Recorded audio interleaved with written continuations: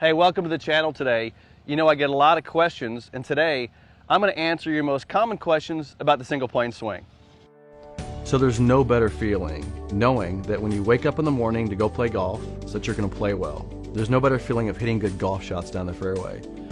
So my mission today is to help as many people as possible wake up every day feeling good that they're going to go out there and play great because of the single plane swing. All right, so one of the questions that I get asked, probably more than any other question, especially recently since I've been on the golf course, and I talk a lot about the single plane swing, and you know, I love hitting drivers because driver is not only maybe what I consider the most important club in your bag, but it's also such an important club on the golf course to score well. But many of you have been asking about what's the difference between an iron, you know, how do you hit an iron with the single plane swing, and let's say a driver or a wood. So one of the ways I want to demonstrate that, and by the way, if you were to take a driver swing on video and overlay on top of it an iron swing, the motion is exactly the same. In other words, the sequence of events, the way the body works, the way the hands work, it's exactly the same. However, as you know, when you hit a driver, the ball's on a tee, and when you hit an iron, the ball's on the ground. So there's some different dynamics that must happen mostly in the address position that allow you to strike an iron off the ground and take a divot and, you know, compress the golf ball versus launching a wood off of a tee. So probably the best way to explain this is let's just talk about just swing plane in general. The first thing is that when I set up to an iron, obviously the club is shorter, right? And it's on a more upright angle. This is a 7 iron here.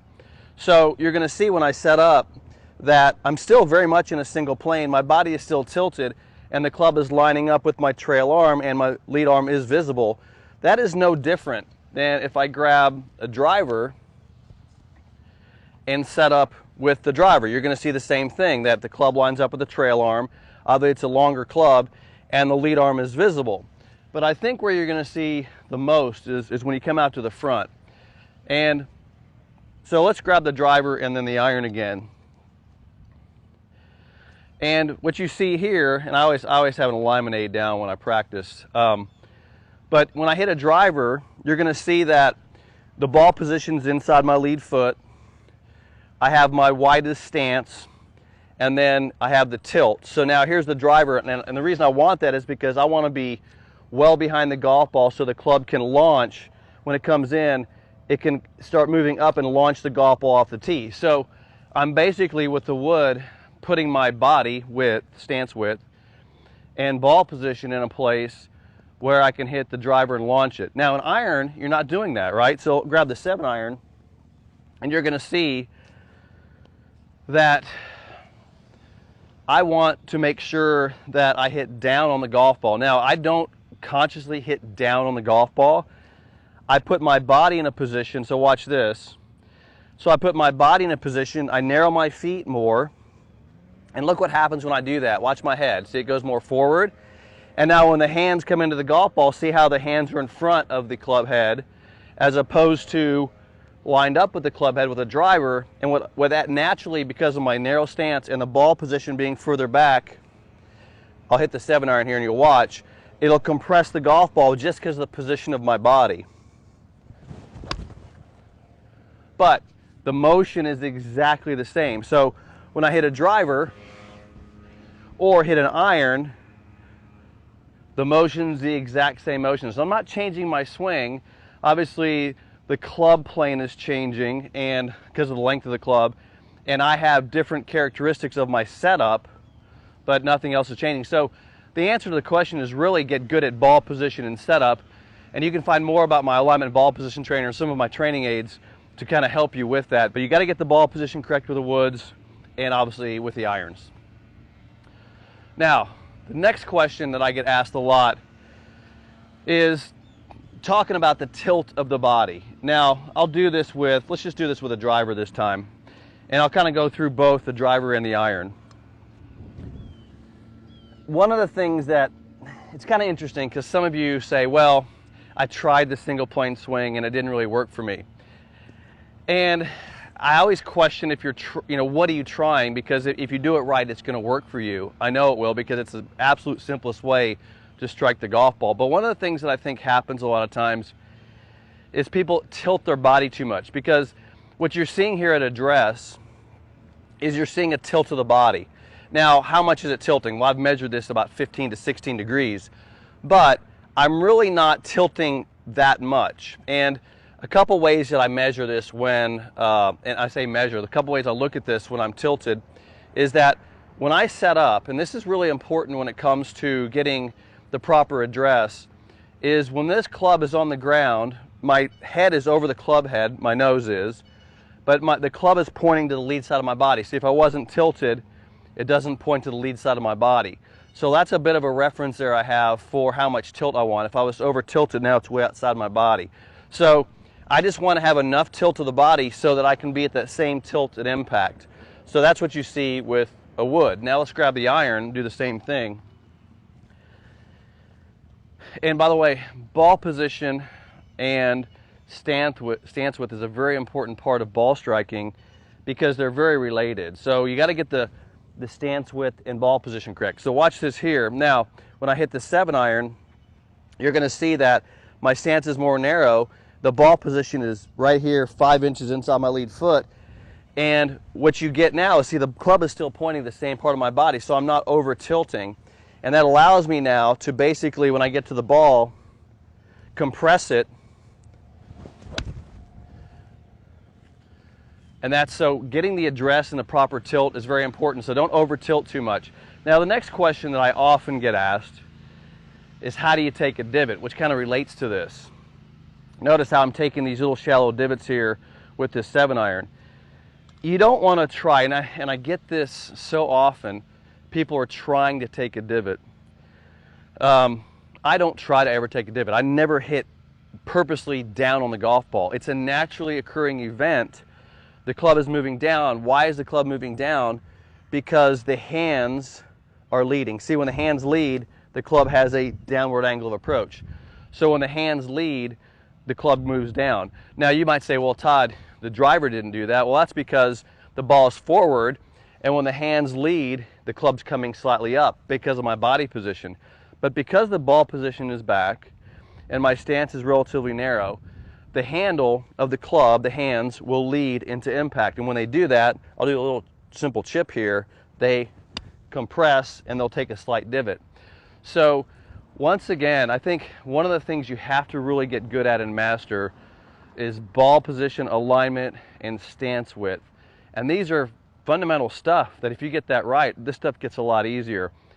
But then again, when I watch people practice, this is the stuff they seem to always get wrong. So really get good at alignment, ball position, and stance width, and you'll start taking a naturally occurring divot because your hands will lead. Now, let me talk about how to get the hands to lead, which would be the next conversation, because some of you had mentioned the fact, and one of the questions you ask is, how do you stop the release early? Now, this is an interesting conversation because I have this conversation a lot with other instructors, because everybody has this common thing that they see when we're teaching is people tend to release early. Now, here's what I've discovered about releasing early. Let's just define what it is first. Releasing early is when the hands, when you're coming down, the hands slow down too soon and the club head gets in front of the hands. And it can cause a fat shot, you hit behind it. It can also cause a thin shot where you hit on top of it. So there's a lot of things that occur when you release the club too early. Here's what's interesting, and this has been some of my research about how to stop the release early, and I'll give you a solution for that today, is it's really not about holding angles or releasing early. It's not really about, can you hold these angles longer? And by the way, if you're doing that, that's a really, really big mistake. It's not about holding angles. And anybody I see try to do that just overcomplicates the matter dramatically. What it is, though, let's just think through this with me for a minute. If I take the club back, my hands, where they are, hands, shoulder, torso, have a relationship, right?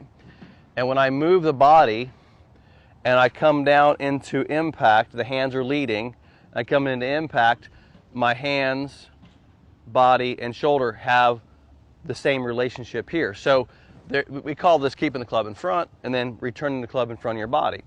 So wouldn't you think that if anybody releases early, this relationship is changing. Well, it does, and here's what happens. And this is kind of what my research says, is that it's because your torso is stopping too soon. So if this upper body stops too soon, then the only thing left to go are the hands, and that's why you release early. So the solution to releasing the club early, or getting the hands to lead, which is what you want, the solution is to make sure that the torso is opening up all the way through here. Now, I don't want you to run to the range right now and start spinning your body out. That's not really the solution. Here is the solution, though. Most people who tend to release early are over moving the backswing. In other words, they take it back too far, and then they under move in the downswing. In other words, they go too far, and then they stop too soon, and the hands release early. So here's really what I want you to try to do. I want you to go to the range today, if you got a chance, and I want you to make the absolute shortest backswing you can. But I may videotape this so you can watch it. It's not going to be that short. I want you to go make the shortest backswing you can. Let's say it's right here, and then swing through. And what you'll find is that in order to get the hands moving, the torso has to get more open and the hands move. See, I'm not necessarily trying to shorten your swing, which is going to happen here. I'm trying to time up the hands with the torso so they can lead. That's the way I would solve the problem of releasing early and hitting it fat and hitting it thin, is to get the hands and torso in the proper relationship and get the torso opening up through impact. By the way, the torso has 30 to 35 degrees of rotation at impact. So the torso is going to be opening here, and the only way I can get the hands to lead is the torso opening up through impact. So that would be the solution for the release early.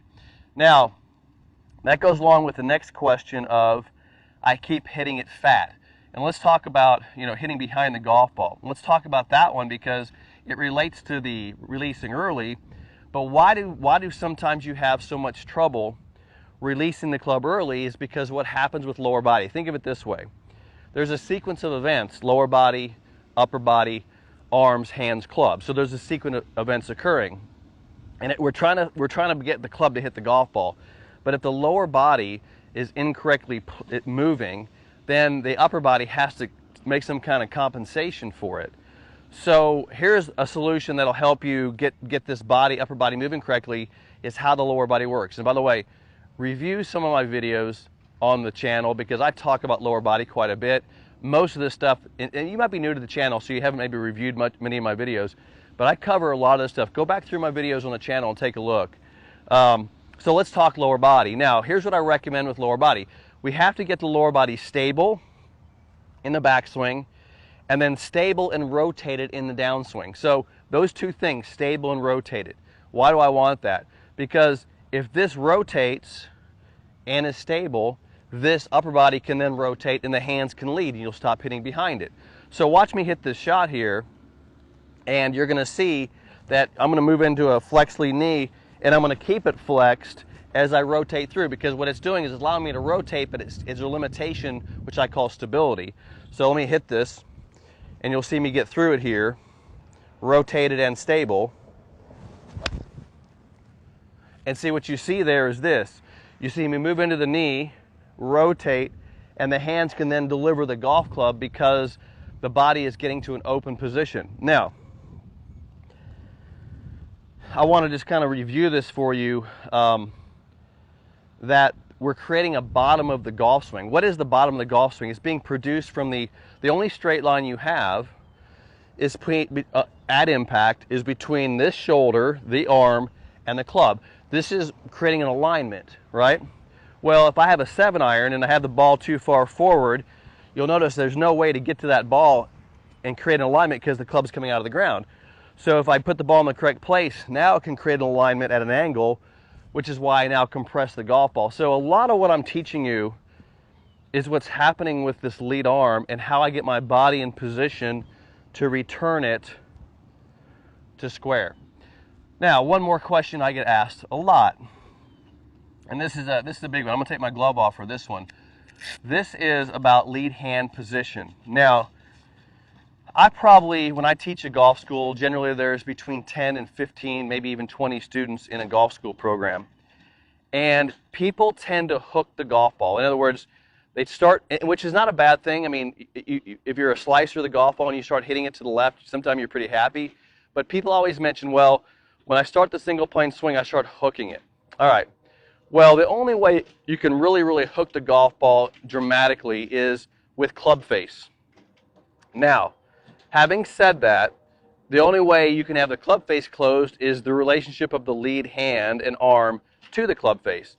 So generally speaking, the lead hand gets too strong. And sometimes I see this. So remember what I said earlier in this segment was people tilt too much. And when you tilt too much, this hand tends to get here, and then people grab the club. Notice how now this hand's very strong, and the club face is very closed. So when it realigns, you see it close the club face. When this tries to line up with the shaft, it closes the face. See how too much tilt equals strong hand equals closed face. So what you get a lot of times is this kind of sequence of, well, if one thing is wrong, then all of a sudden everything starts becoming wrong. So, having said that, let's talk about the lead hand position. The lead hand position, I don't teach grip and address. I teach address then grip. And so there's a big difference because, and for all the conventional instructors out there, and for those of you who have taken conventional lessons, this is probably where I get into a little bit of a conversation, because the grip, when you take your hands and you put them on the golf club, you are building a relationship to the club face. But not only that, you are building a relationship to how the body must orient, rotate, tilt, and bend, must orient itself to how you hold the club. Keep this in mind, because people always say to me, well, I'm gripping the club fine. Well, it doesn't matter. You know, the grip is part of the equation. The entire equation is how are you orienting your body and then gripping the club. Because watch what I do here. I'm going to give my body a slight side bend, but then I'm going to give my lead arm a rotation. Now, that means that with this bend, I have this orientation of the arm, which now I have the club face, which means that impact, I'm going to be square. Because what I see a lot of people do is they do this. They tilt, and then they grab the club. They don't orient the hand to the target. So, how do I stop you from hooking it? I've got to get this club face oriented with the hand correctly, but I got to get the tilt of the body. So here's what I want you to do. I want you to tilt your body, of course. I want you to grab your elbow, turn your hand. See, the reason I'm holding here is I'm isolating. God, I want you to do this. I'm isolating the upper arm and shoulder and rotating the hand, gripping the club. And now what you have is a tilted body and an orientation of the club face to the target. And now, guess what?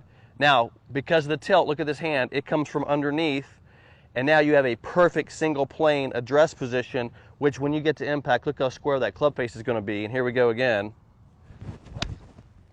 Perfectly straight shot. So notice how body position, orientation, all those things have to match up, which leads me to the next thing that I hear from you on the channel quite a bit, is you say, well, I tried parts of the single plane swing. In other words, I have a hybrid. I heard a guy the other day say I have a hybrid swing. I'm not saying you can't take elements from the single plane swing and get some benefit from it. However, to have a purely oriented single plane golf swing, to have it perfect, you must have all of the pieces together to get the most out of it. Because here's the thing. Don't you want consistency? And the answer is probably yes. Don't you want efficiency, the same distance every time? Yes, all those things are very important to golf. So I want you to get the absolute most benefit from the single plane swing. So I want you to get all the elements correct. For example, if you have the side bend, like I talked about before, but not the hand position, then you're not going to get the club face oriented correctly. If you have if you're not quite in single plane, if your hands are low and the right hand's on top, now you have a rotation you're still dealing with. So I'm not saying that you didn't run to the range and get some benefit from it, but my point is that to really be good at this, you need all these elements correct. And to run to the range, I had a guy the other day, he says, well, I tried it and it didn't work. Well, here's the thing. First of all, did you actually try it? And the answer is no, you didn't get it right, because if you would have gotten it right, it would have worked. Second thing is, can you just try it one time on the range and get it right? That's like me saying, this is why I responded to the question was, it'd be like me saying, I'm going to go get in shape and I eat a salad and wonder why I'm not in better shape from eating a salad. I mean, you have to be consistent and get it right, and that takes some time. just like when you make any changes. So if you're going to make the change to a single point swing, please get it right. And then tell me how it's working, because I know, absolutely know 100% that it's going to work for you if you get it right.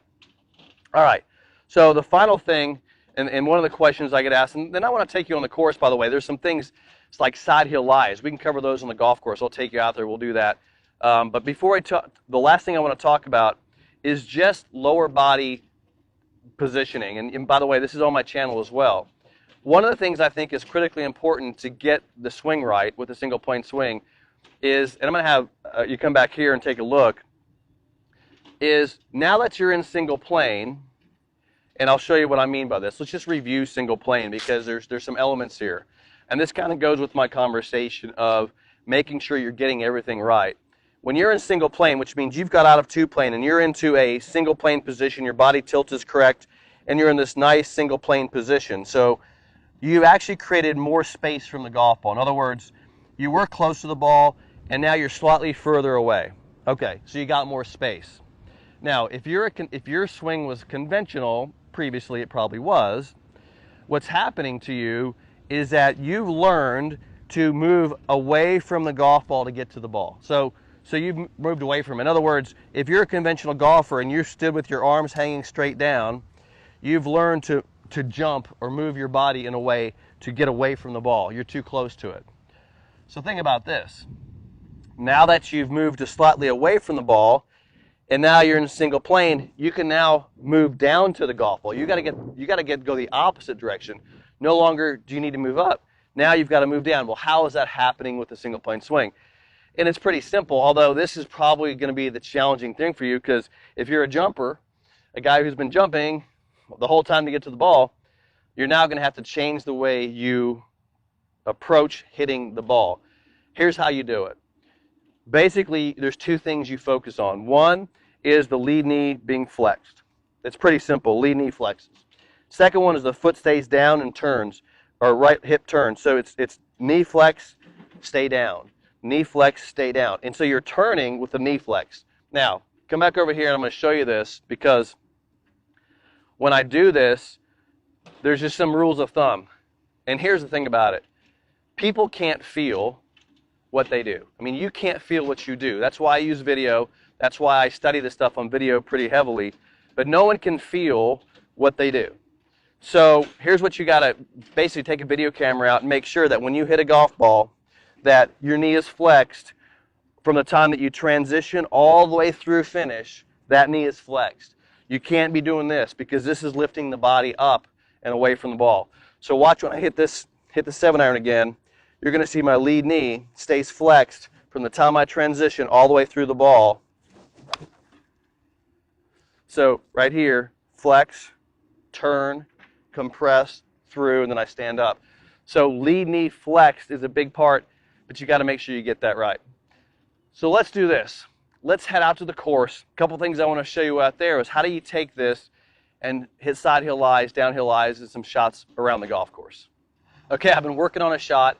I have no idea if next week this will work or not, but there's some signs to this which I'm trying to figure out, but I want to show you something. So a lot of times you have a difficult bump and run where you can't land it on the green. Like look at this shot here. There's a lot of turf in here. You know, it's not high grass, but it's like fairway cut. You got a lot of fairway cut in here, and then you got the hole located just, you know, a few feet onto the green where you don't want to flop it in there because it's too risky.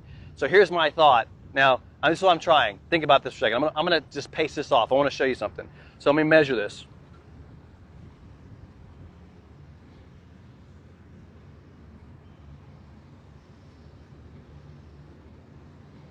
So it's close to 20 paces. Now watch.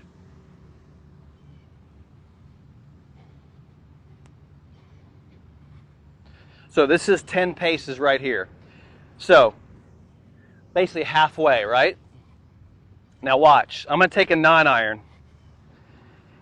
And my goal, I want it to bounce twice. I want the ball to bounce twice before it gets to the green. So watch. And the key is hitting it low enough to get 2 bounces of the ball. And look at that. So, 4 feet. Watch this again. And I'm landing it halfway. So here's my theory on these shots, because I'm trying to create a predictable shot here. Is it high? Is it low? How about this? How about you go halfway, you hit the ball with a non-iron into that halfway spot. So I'm hitting a low non-iron, bouncing it twice and rolling it on. So watch it again. It's a 2-bouncer. That one missed my spot, but look, not bad, right? I'll do one more. So there's my tee. The tee's halfway. It's a halfway shot. Halfway, there it is, bounce, bounce. Look at that. That's my next, so I'm working on this from 60 yards, 50 yards, 40 yards, because what I'm trying to do is create a predictable, hit it halfway, bounce it twice, and let it run on. And look, I'm getting myself up and downs there from a very difficult 2-bounce, bounce, bounce. There it is, perfect one right there. That was perfect. So I've been messing with this where I'm trying to find, people get up here and they roll it up the hill, or they putt it up the hill, or they chip it up the hill. I'm giving myself a 2-bounce chip where it lands halfway. That's all I'm doing. Halfway, 2 bounces, bounce, bounce, there it is, roll it out. And look at all those shots, pretty much 60, 70% up and down there. Anyway, I hope you enjoyed what I'm doing out here. I'm trying to help you on the course. I'm trying to help you answer those questions you have about the single point swing. Don't forget, subscribe to the channel, give me a thumbs up, click that bell icon for notifications, and I'll see you again because we're going to head out to the golf course in the next segment.